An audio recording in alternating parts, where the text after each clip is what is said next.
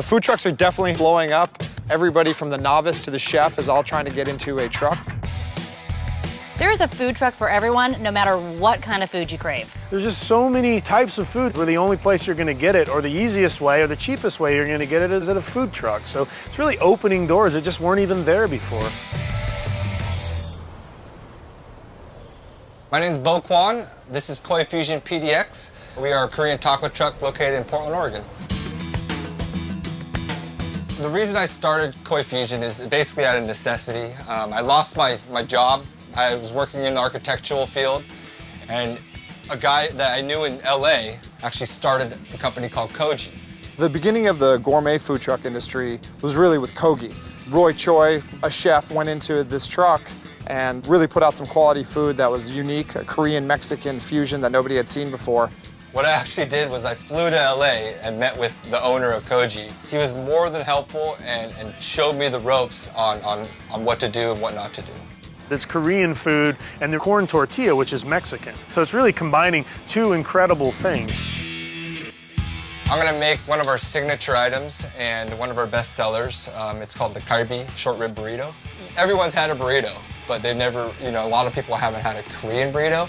So what we start out with is a little bit of our marinated rice. That's been marinated in a little bit of soy sauce, and then gochujang. And my grandma makes the kimchi, which is the Korean fermented cabbage. And all you want to do is basically just give the tortilla a slight toast. Some cheese, and the rice will melt most of the cheese here. So go ahead and take some of the short rib meat. We actually pan grill it in its own juices. And so it sits on a pan and just kind of marinates in its own juice until it's pretty much dissolved off and caramelized. And we start topping it. This is a pico de gallo with avocado, homemade cabbage that we use with lots of traces of sesame oil, rice vinegar, some raw chunks of cucumber, cilantro, bean sprouts, good salsa. This is one of our secret ingredients. Give it a quick mashup. And that right there is a K Fusion K-Rito. A lot of what this truck has done to me is give me a sense of pride on my culture. I think I've been able to give the masses an opportunity to try Korean food in a little different way. And that's brought me closer to my roots.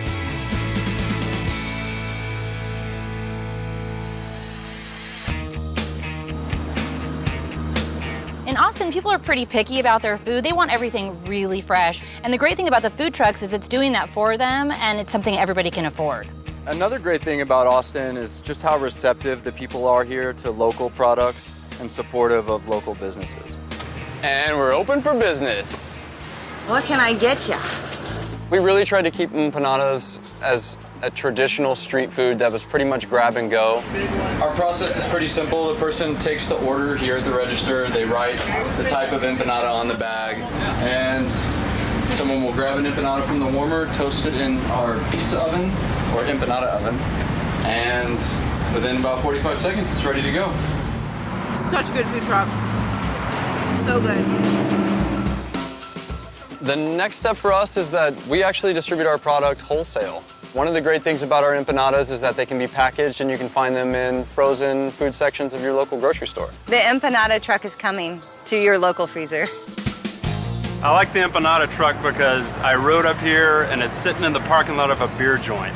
Not to mention it's a great empanada and I'm about to ride and I needed something to eat. It's been another long day with empanadas. We totally sold out of empanadas tonight here at the Whip Inn. If you've ever thought that you just made the greatest food product and you just feel it needs to get in people's hands, You can do it. with a mobile truck.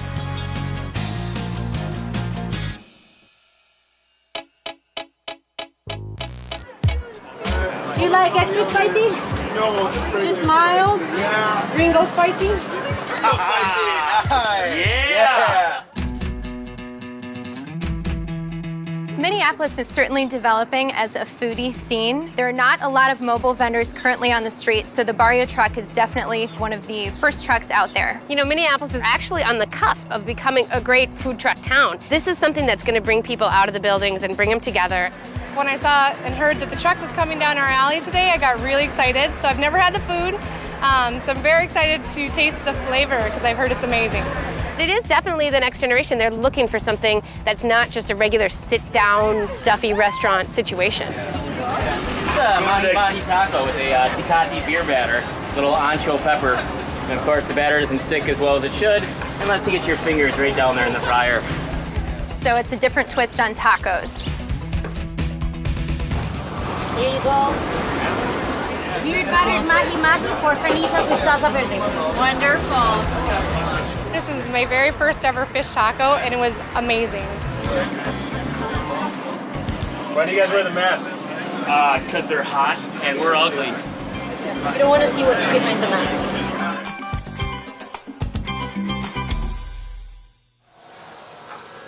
Hey, who's hungry? Come on up! Chef Shack in Minneapolis, St. Paul, they go for the luxury street food. They're not just doing hot dogs. They're not just gonna, plate you up an egg sandwich. They're doing beef tongue tacos. They are amazing. We have 2 trucks taking the treats to the street and cooking up tasty food. Both Lisa and I have over 20 years experience in fine dining. I worked for Morimoto in New York City. Lisa cooked for Greg Kuntz at Les Penas. Luxury street food is seriously one of the coolest trends, I think, with food trucks. And then the kids from Chef Shack, they're just going above and beyond. One of their most popular sandwiches is what they call the fancy grilled cheese with roasted tomatoes. We have our oven-dried tomato. We slice them, take out the seeds, add a little salt, pepper, a little pinch of sugar, and fresh garlic. And we roast those in the oven for about 12 hours on a really low heat. Black diamond cheddar cheese. Let it steam for just a bit.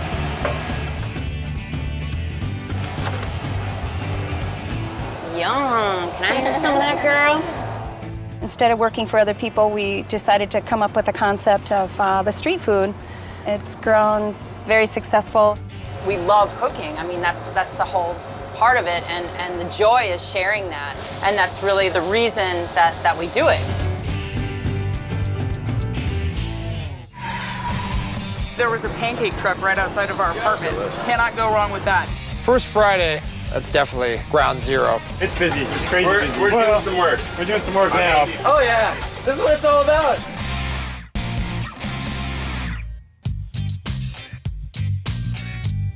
Definitely in Los Angeles, people are very particular about what they eat. They like everything to be made fresh, low fat, but that's not really an option here. I'm Gigi Pasquale, and this is the Buttermilk Truck in Los Angeles, California. The cool thing about the buttermilk truck is all their big menu items have buttermilk in them, so it's really good, delicious, yummy comfort food. The Buttermilk Truck started with the just love for the meal we call breakfast, and I wanted to be able to bring that to people morning, noon, and night. I'm gonna stock up for tomorrow morning so I don't have to cook any breakfast. I went to the French Culinary Institute in New York for pastries, and I also worked at Nobu and Bin 8945 under the pastry chefs there. Having your own business, I think, makes a difference. You're able to make your own recipes and kind of work with what you feel the customers want. Excellent. Very, very good. Top sellers at the Buttermilk Truck are the Red Velvet Pancake Bites, which I adapted from the Red Velvet cake recipe that I have. Until you try these things, you can't even understand how great they are. So it has buttermilk, cocoa powder, there's a little bit of vinegar in it, and we also add chocolate chips to it when it's cooking so that it kind of melts through. So we add 2 chocolate chips to each Red Velvet pancake, and that's just so the chocolate doesn't overpower the Red Velvet. Being a pastry chef, I like to use Dutch processed cocoa powder, Madagascar bourbon, vanilla. So we try to just use the best ingredients and local producers. There was a pancake truck right outside of our apartment. Cannot go wrong with that. These are insane. They're delicious. They're really good. It's like everything I love about the world ever.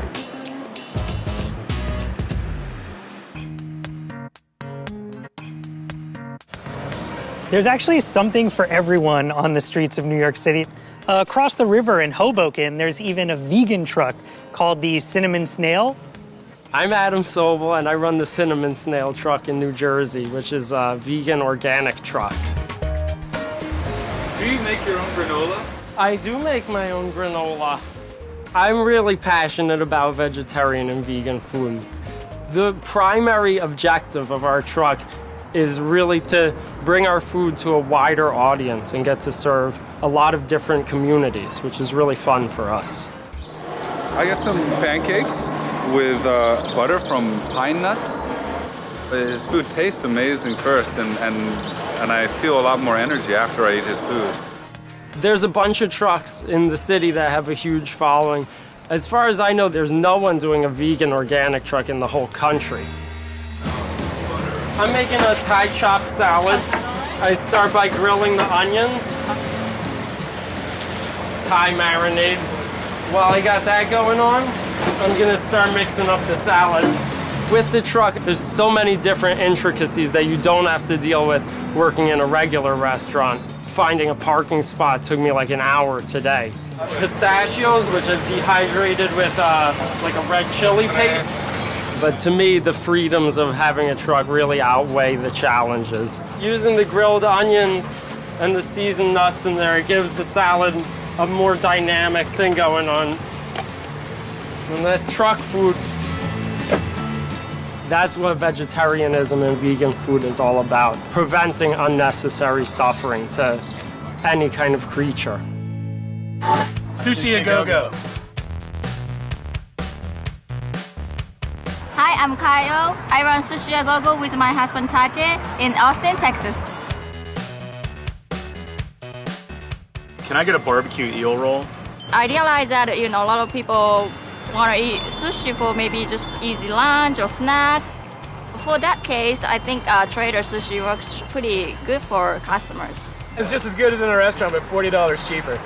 A lot of customers really appreciated that we can serve fresh sushi with a really affordable price. I'm really touchy about my sushi, and I'm still kind of tripping out that I'm having such a great experience sushi out of a trailer for $20. Who would have thunk it?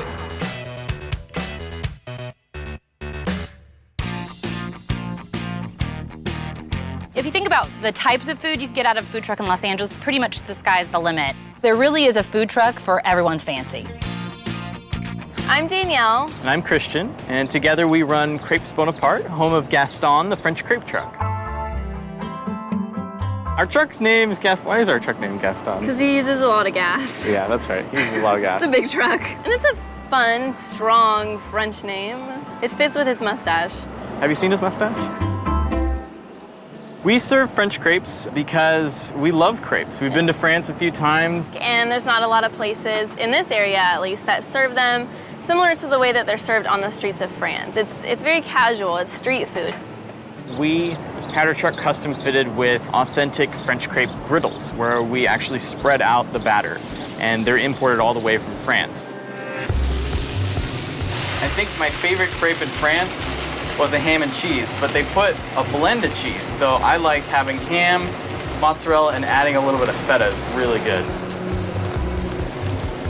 This one's our Southwestern spice. It has chicken, grilled bell peppers, onions, mozzarella, and a chipotle sauce. The Hazelberryana is definitely the most popular. I'll have that one. You want to try that one? Yeah. You have 3 on wheat and 2 on white. All right. This crepe is going to be on white flour. It's our most popular, our Hazelberryana. Has fresh cut strawberries, banana, chocolate hazelnut. I like the sweet ones with the white flour. It's a little bit softer, and you're already putting chocolate in it. You might as well go all the way and have the white flour. Nice and pretty. We'll finish these guys off with a little bit of whipped cream. And then just a sprinkle of powdered sugar. Street food scene in LA is really, really big. People just really like the idea of, the adventure of chasing the trucks, and you really build up a regular clientele that will come and find you no matter where you are, and so it shows that they really are a true fan. It's so funny. My favorite customer is the one who comes up and just doesn't even see the giant sign in front of our truck and just starts ordering burritos and tacos. So.